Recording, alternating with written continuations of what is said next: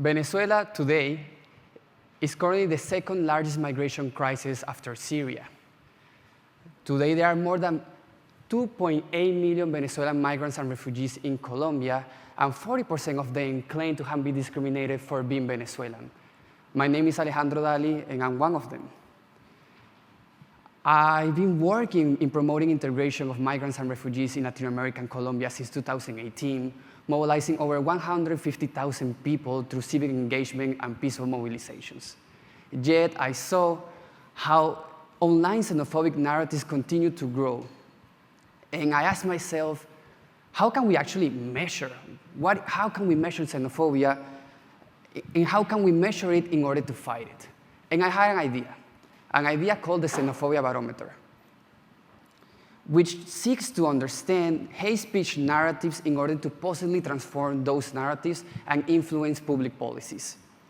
We do it by organizing and filtering all public tweets, and now also YouTube comments, TikToks, and news media, and clustering that information into different categories of public policy, using machine learning and social listening.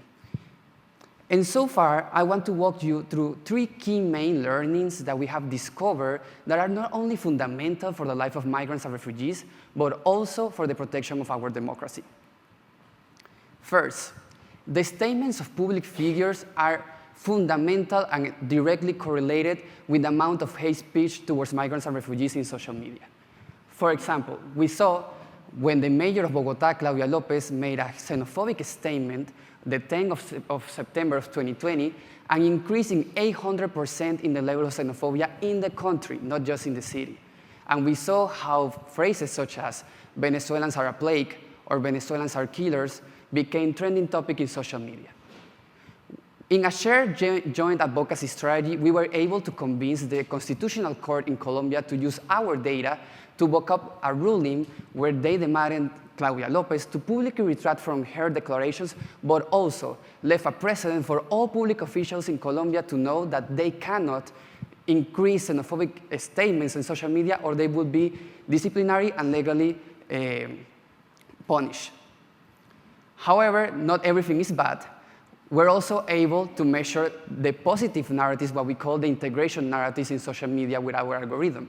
So for example, when the former government of Colombia released the TPS, the Temporary Protection Status for Venezuelan migrants in Colombia, we saw, though there was an increase in xenophobic narratives, there was a higher increase in integration narratives.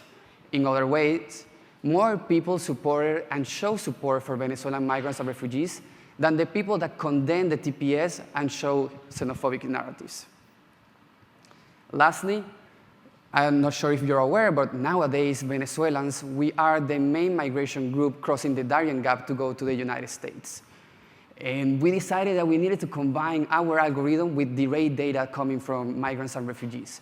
So we created the first survey from people nowadays crossing the Darien Gap, and we combined that data with our algorithm, and we realized, for example, that TikTok is the main social media used for migrants and refugees to prepare, but also to document their journey through the Darien Gap. We are talking about a lot of misinformation in social media, yet we are not talking about how migrants and refugees are using TikTok because it's the only place where they can find information that they need. Also, we realized through this study that there is a correlation between the amount of videos in TikTok and the amount of the flows through the Darien Gap. And also through these narratives, we realized that most of the people that are crossing the Darien Gap are people that are already migrated to Colombia and decided to migrate again due to economic constraints.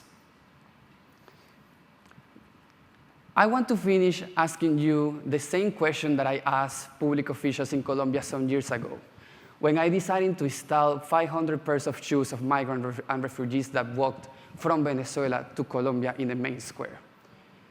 If you had to put yourself in the shoes of someone that had to leave everything behind, what would you do to fight hate speech and to protect our democracies? Thank you.